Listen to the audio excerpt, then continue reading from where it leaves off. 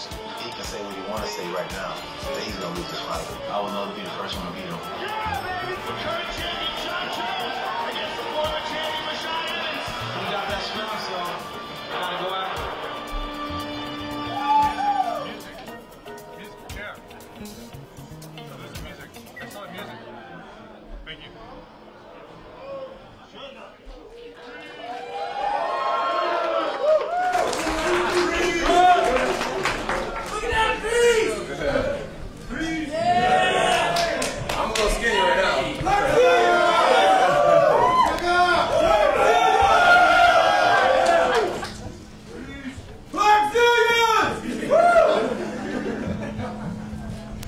How are you today? Thanks for coming out to Ventanas here in the Lucky Marietta District. My name is Kevin Priest. I'm with Phillips Arena. Wanted to welcome you to the UFC 145 press conference. Just wanted to thank everybody for coming out. Really glad to have the UFC back. We hosted UFC 88 back in 2008 and had a great turnout. The city of Atlanta really supported it. Glad to have it back. Now I want to introduce Andy Foster, the Executive Director of the Georgia Athletic and Entertainment Commission. Andy?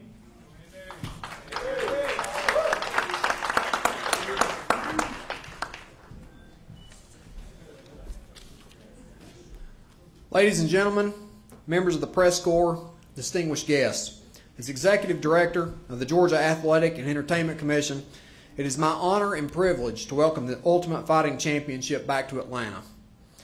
Georgia has a long and proud history in pioneering the sport we all know is mixed martial arts. The Commission is proud of our history in mixed martial arts and has developed an experienced corps of officials and inspectors to effectively regulate the sport. The Commission is thankful to be regulating such a large sporting contest that will provide jobs and economic impact to the citizens of Georgia. The UFC has already discovered what many who live here already know. Georgia has an advanced transportation network anchored by the Hartsfield-Jackson International Airport that allows for easy travel for fighters and fans. Georgia is the media center of the Southeast with headquarters of CNN, TBS, Cox Communications, and TNT, all based here in Atlanta. Atlanta is also privileged to have beautiful venues, including UFC host Phillips Arena. Georgia is also home of excellent barbershops, of which myself and UFC President Dana White share a barber. Georgia's geographical and infrastructure advantages, along with the knowledge and experience of state regulators, make Georgia the obvious choice when the UFC chooses to visit the southeastern United States. On behalf of myself, Chairman Geary, Vice Chairman Thompson, and Commissioners Kiker, Townsend, Biello, we welcome you again to Georgia for the fourth time and wish you a safe and successful event.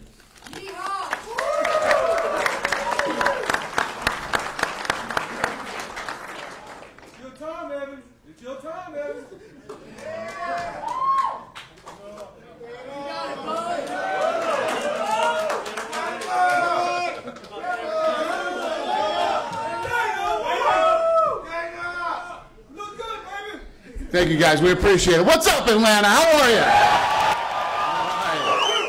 you? We are happy to finally be back here, bringing a huge fight for you guys. I just got to let you know first, tickets go on sale tomorrow at 10 a.m.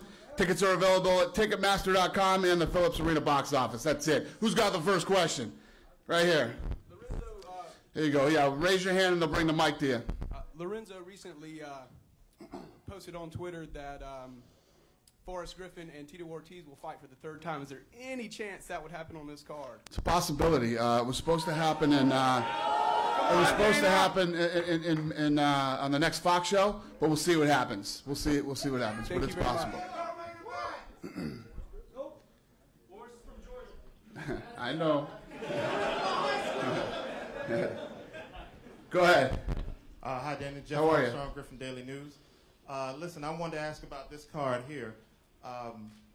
What would you say to get the guys about training? Because there's 2 months to this fight, and if they get hurt, one of them gets hurt or something, that might really damage the card. So what would you try to tell these guys about training for these next 2 months? Well, God forbid that should happen, but you know, I don't tell these guys anything about training. These guys know how to train. They're professionals. You know, these guys have been in a ton of fights in the UFC now. And injuries do happen, and hopefully one doesn't happen in training for this fight.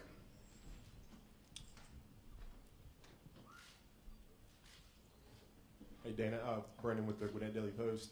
What did you like about coming to Atlanta that first time that made you want to bring them back, the fight back to Atlanta, and why these two guys, why match them up for this fight? Well, it was a very successful event the first time. This is a huge market for us. We've been traveling all over the world, going into all these new markets, and it was time to come back to Atlanta. And obviously we wanted to bring a big fight back. Rashad did pretty well last time he was here, and this is a lot of times just this fight fell on this date and this place. Just worked out that way. Chad with The Real MMA Today. First question for Jon. Do you expect to have Greg Jackson in your corner for this fight? I don't expect him to be in my corner. I was just saying recently in an interview, Greg has taught me this whole thing about being an artist and being a great artist. And he said, in order to be a great artist, you need a great coach and a great teacher. You need someone who's always giving you new paint brushes, and that's what he'll do leading up to this fight. He's going to give me lots of new tactics, lots of new ways of thinking and approaching the sport. And then I'm going to have the canvas on April 21st to paint a new masterpiece. All right, and for Rashad, what is your relationship like with Greg Jackson today? We don't have a relationship. We don't really talk no more. I haven't talked to Greg in probably a little over a year. Oh, I love you, man. You don't need no friend.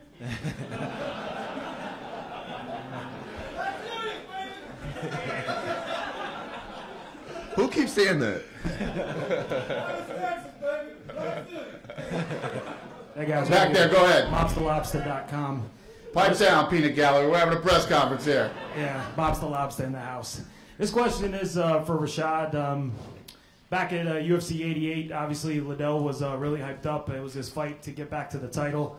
And Rashad kind of came in and played the spoiler and had his coming out party with a huge knockout. Right now, arguably, it's said to be Jon Jones' time right now. He ran through 3 former UFC champions in 2011, which is something that we have not seen done, I believe, in the UFC. So how does that, Jon, Rashad, how does this spoiler type thing coming into play here? For me, I'm not really, of course I'm going to play the spoiler, but it's not something that's on the forefront of my mind. I'm going to go out there and fight Jon. Me and Jon, we trained together many times. I know what he's good at. I know what he's not good at. So I'm just going there and fight Jon like I would in practice and just let it all hang out. I know there's things that he's got better at, and I'm going to show him what I got better at. Yeah, I just have a really strong conviction, and I think conviction is stronger than belief. And I'm convinced that it's my time just to be here and to be champion for years to come. And when you believe, there's no reason to really speak about it. See, that's one thing that Jon doesn't understand. There's no such thing as time. It's just what is. There's been so many people like him that's always been the one. But that's a secret. There is no one. Anybody can lose any given day, and he's going to find that out.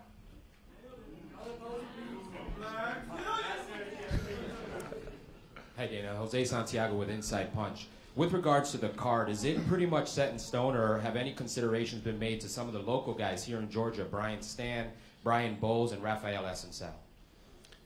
I actually have no clue. Wish I could answer your question, but I can't.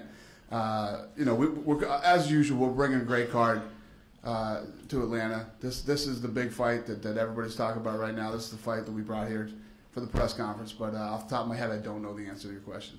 I apologize. Anybody else have any questions I can't answer? Hey, Rashad, John Newton with 790 The Zone. You opened as a huge underdog in this fight. Just having lost one fight in your career, does that irk you at all? No, I don't get caught up with the odds makers make. If I did, then I wouldn't be where I am right now. I just go in and fight. Each fight is new, and then let them make new odds about me in the next fight.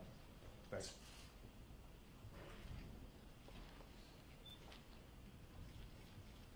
This question here is for both you guys, Bones and Rashad. Now, as we saw with the Carlos Condit, Nick Diaz fight, emotion can play a role with strategy. Condit didn't succumb to Diaz's play to get him emotional, and he ended up winning. You two have had a good history, and now you've got a soured history. So I want to ask both of y'all, what is it going to take to not let the emotions get in the way of the fight? I guess, Champ, we can start with you. Oh, thank you. Well, I think my emotions will be more in effect leading up to the fight. You know, I realize this is a fight that I cannot lose, and so my emotions will, you know, make me train harder and make me study harder, make me focus on every little thing that I need to focus on. So, you know, I think that my opponent will be in my head this fight, and I want him in my head because I realize when people are in my head, it brings out the best in me, and that's what I'm prepared to show. Rashad. What was the question again? Yeah. About the emotions. You know, there's always emotions in each fight. You know, people say there's no emotion in a fight. They're not really, you know, really in the moment and really at the fight. I am going to have to, you know, just be a little bit conscious of it and just not get too carried away with it. But me and Jon, we competed against each other before, and we always bring it when every time we competed, even in practice. It was always like we've already been there before. So I'm thinking we're going to find our rhythm and just go at it like we always do. You know, like we used to do when, you know, he wouldn't want me to take him down, I wouldn't want him to take me down, and we'll just go at it and just battle back and forth. So it's going to be the same thing. I mean, you know, we got to do what we have to do, and I don't really care too much about him. He don't care too much about me, so it's going to make it that much funner. What if I do care about you?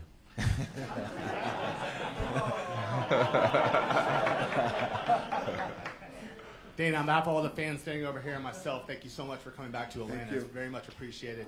One name to add to that list from Jose is Byron Bloodworth. He fought Mike Easton in his backyard. Let Byron fight here in his backyard, please. Thank you to Zions for allowing me to come today. Real quick, Jon, you were a commentator on the last show when Rashad was fighting, and you were extremely confident when you were commentating and extremely happy that this fight was going to happen. Can you comment a little bit on that? And Sugar, I want to hear more from you about this rivalry. I asked Jon before the press conference. He said there really wasn't a whole lot of beef from his side, so I want to hear more about the beef from your side.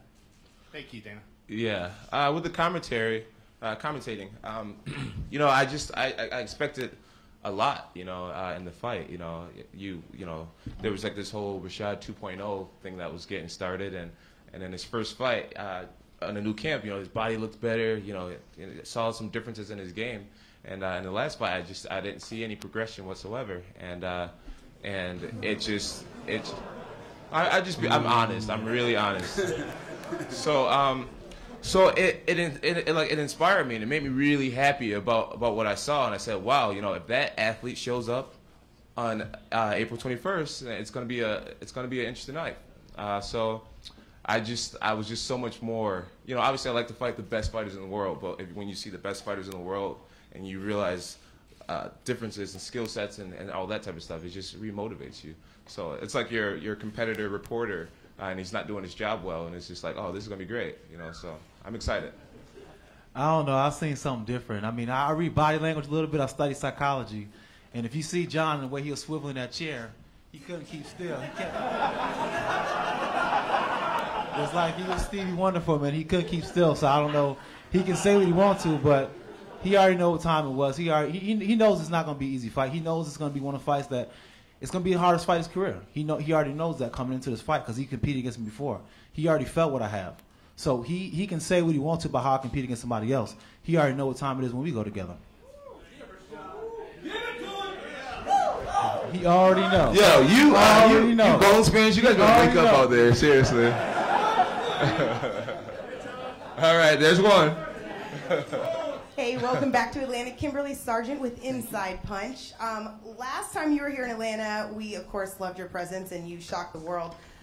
You, Dana, were very disappointed about the turnout from Atlanta fans. So what are you going to do to ensure that the fans actually show up, besides these guys here, and support these guys? No, I think that the last event here was successful. You know, I thought it was a good event. The first time we'd ever, been in this market. There's this thing that we've had with the East Coast over the last 10 years where we've been trying to break into the East Coast that isn't as big as the West Coast. But I got a feeling it's going to be a big one.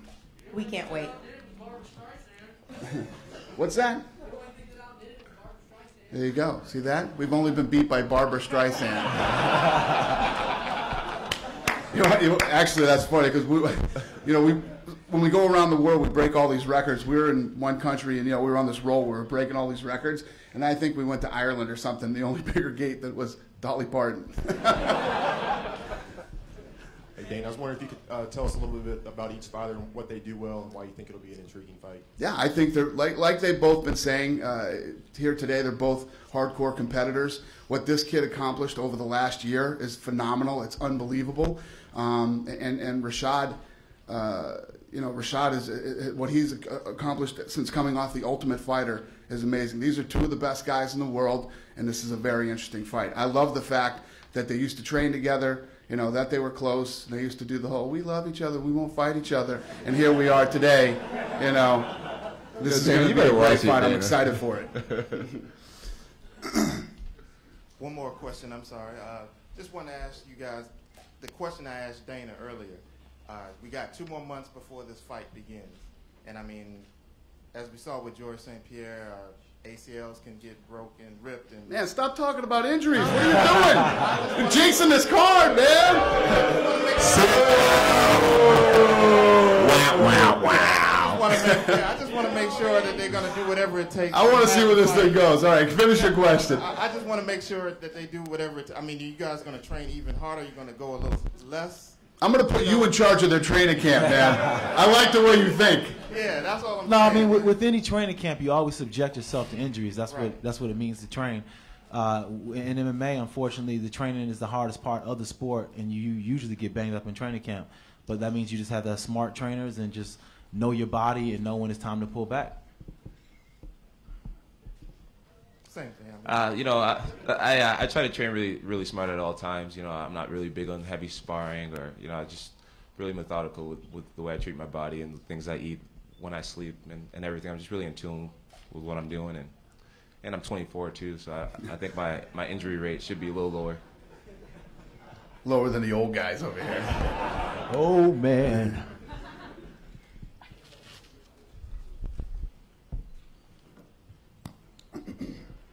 This question's for all three of you guys, I guess. What do you think about the fight last night, the main event? I know both of you guys have trained with Diego before. I definitely agree with the decision, but do you guys believe that if the fight would have been 5 rounds, the outcome would have been different? The hotel I was staying at didn't get Fuel TV, so I actually missed the fight. Everybody get out there and order Fuel TV today. You tell Comcast. They're going to listen to me? What do you think, Rashad? Go ahead. I thought Diego fought a really good fight, and it's always...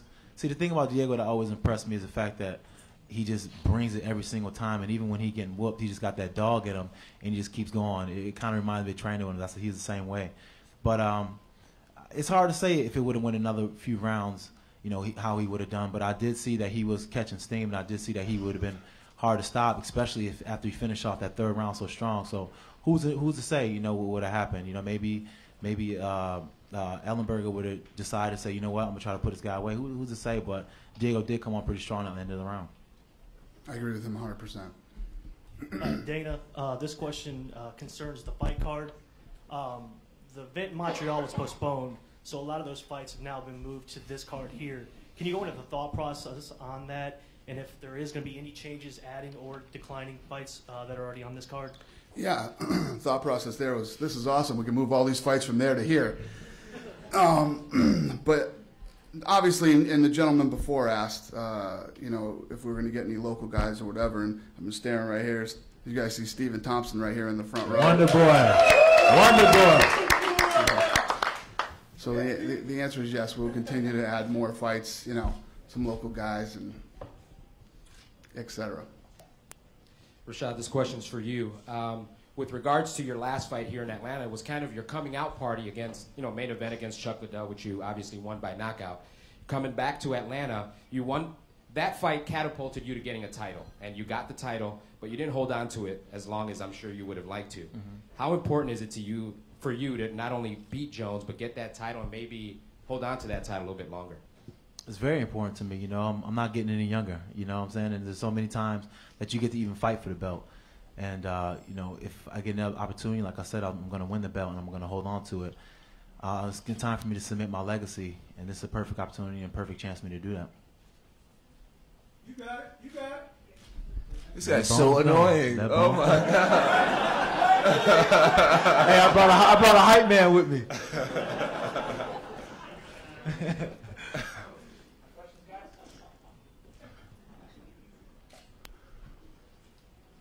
No more questions? You guys are done with us? Oh, there we go. We got a guy. Hey, Danny, you've got two guys here that seem to like to smile more than they like to frown or be menacing, and yet you have built-in animosity for this fight. And I know you like to say, don't let it go to the scorecard. So I wonder if either of you guys can see yourself smiling at the end of 5 rounds on fight night. This fight won't go 5 rounds.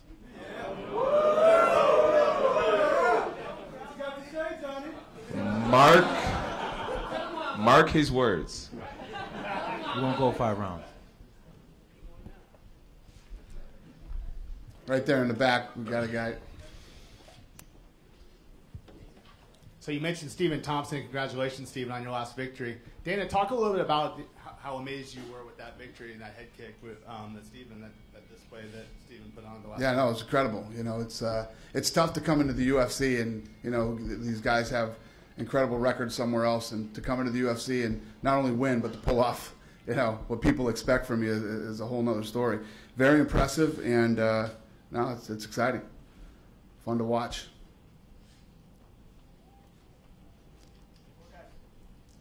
No, let's go over here into the wait. We gotta set the ground rules first. Don't ask me for shit. Yeah, eat, sleep. I will be tweeting tickets when I come back into town. We've been tweeting stuff here all day. Keep the questions to this fight here. Go ahead. Speaking, since Franklin McNeil was talking about injuries so much, if one of them happened to get injured, would you bring in Henderson? It's not Franklin McNeil. Henderson? Close enough. He's waiting.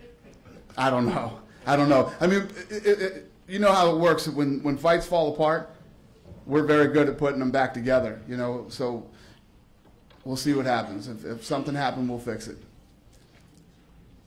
Problem with Henderson is he needs like 13 weeks to train or something like that. This one's for Rashad. A lot of Jones' opponents seem to be frozen by the distance and timing that he brings. How much advantage do you think you have in the fact that you've trained with him and you won't be surprised? Well, I got a big advantage just knowing what he's going to do and just knowing the range where I need to fight him at, just training with him and just knowing what he's good at, knowing where he likes to fight at. I already know what I need to do. So I'm not going to get in there and get frozen and watching all of the beautiful stuff he throws. I'm just getting there and just mix it up. And we'll see what happens. Yep. All right, sir. Atlanta fans are really excited about these two guys coming to Atlanta. Thank you very much for bringing it to Atlanta and seeing these guys. But being 2 months out from your fight, how is your weight, your training as far as being at that weight level, 2 months out? And then how much further along when you're 1 week out and 2 weeks out, do you really kind of come down to 205 at that point? What's your weight right now, you two? Right now, I weigh about 226, and I feel really healthy.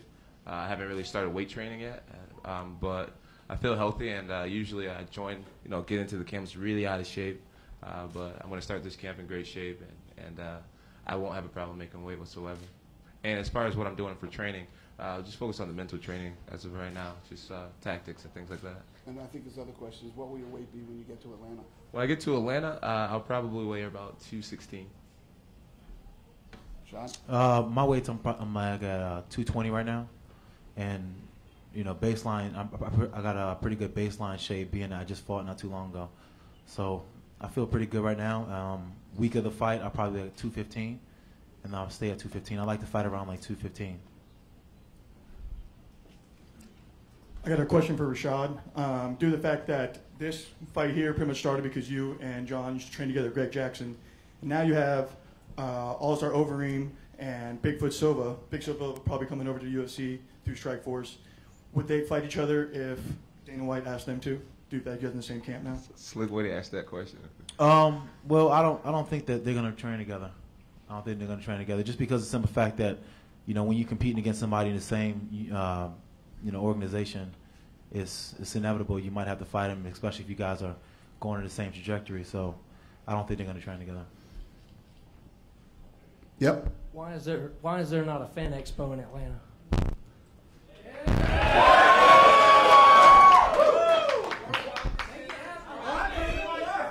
Looks like we'll have to bring one here, doesn't it? Guys are calling me out today, man. Let me see this.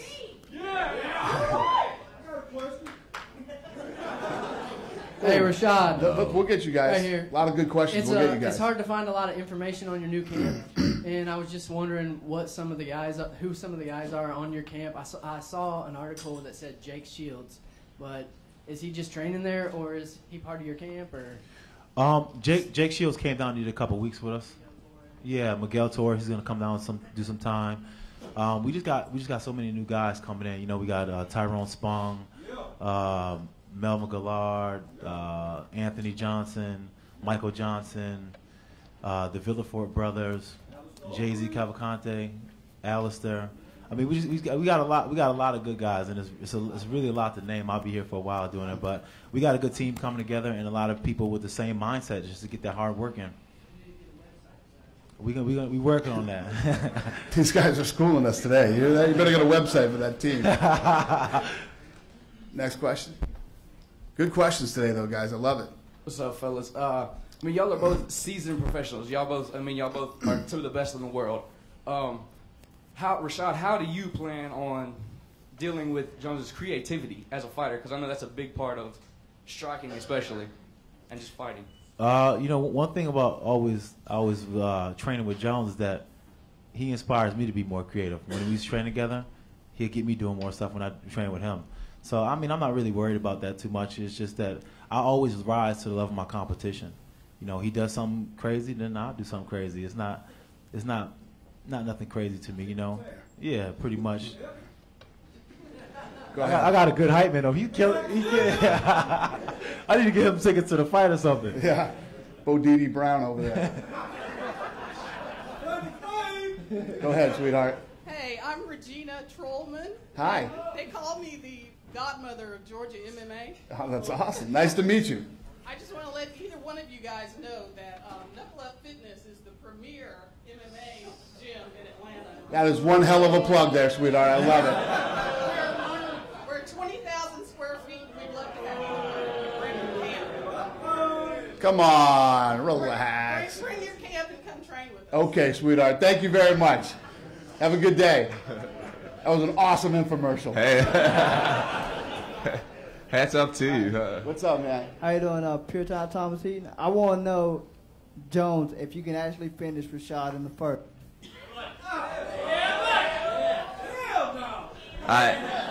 I'm gonna be cliche and just say that I'm gonna go out there with great intentions and train really hard and just have fun. I realize when I have fun, great things happen. And, no, but what do you magical really think? things No, happen. what do you really think, though?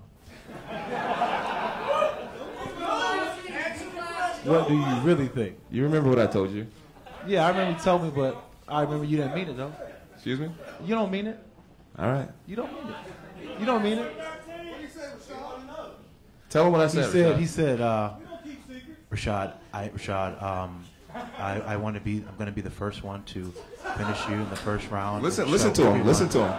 And show guys, listen to him. I'm telling you that you're overrated, and that you're John. What are you saying? He couldn't really speak too well at the time. The first thing he said is what he needs to think about. I remember being here with Rampage was doing the same thing, so it's just like I'm just saying what you said. You asked me to say what happened, and I'm telling you what happened. Okay. So I mean, I'm not trying to. No need to apologize. No, I mean, I'm not apologizing at all. Got one more up here. Okay, Dan. go ahead up there. Hey, how you doing? Hi. Just wanted to say, all the social media marketing you guys do, you know, it's really well done. Impressed with the Xbox Live app and all that. You know, marketing the fight here. Thank you. Do a great job with it. What would you see your challenge being going forward? You know, after the Fox deal and all that, to make the sport even bigger, like on a, you know, just on a marketing level. Well, you know, like I said many times, the next 2 years are probably more important than the last 10 years with all the new viewers tuning in and the new places we're going. But if you guys have noticed, we've started to take the production level up, and we're the bells and whistles guys. That's what we do. But at the end of the day, it's up to these guys. When they step into the octagon, I have no control over that. And one thing that has been consistent over the last 10 years is these guys deliver. Every time we were on a roll of like 15, 16 fights in a row, people always say, I don't know how you're going to top that one, in every fight we did. So it's at the end of the day, it's all up to the fighters. We do all the cool stuff that I call bells and whistles, but it's up to these guys, and they always deliver. So we'll take one more fan question down here. This is for John. I know before fights, you usually go somewhere for a place of zen moment. And I do a lot of outdoor stuff around Atlanta, so if you need a spot, I just want to say. I'll get your card. I'll get your number. All right.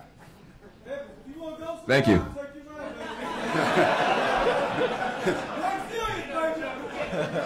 All right, thank you all very much. We appreciate your support. We're going to get this thing out of here. I'll square these guys off for photo ops. Thank you, Atlanta. We'll see you in a couple months.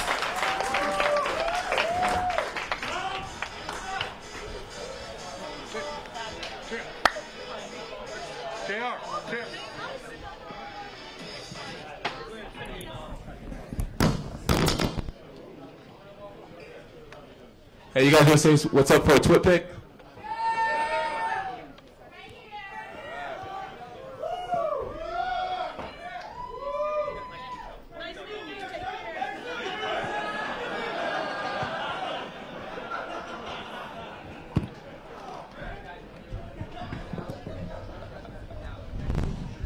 Actually, I will get one of you. Just you, too. I'm going to make a hashtag Blackzillions. Pound Blackzillions.